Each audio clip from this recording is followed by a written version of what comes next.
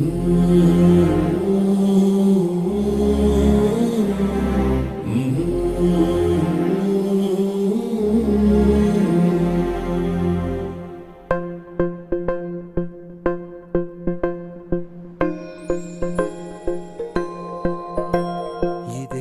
వేల మంది వ్యాధిగ్రస్తుల వెనుక నిలబడ్డ ఒకే ఒక మనసు, ఒకే ఒక వ్యక్తి, అవర్ హాన్స్ ప్రతినిధి పిల్లి గోవిందరాజు గారు.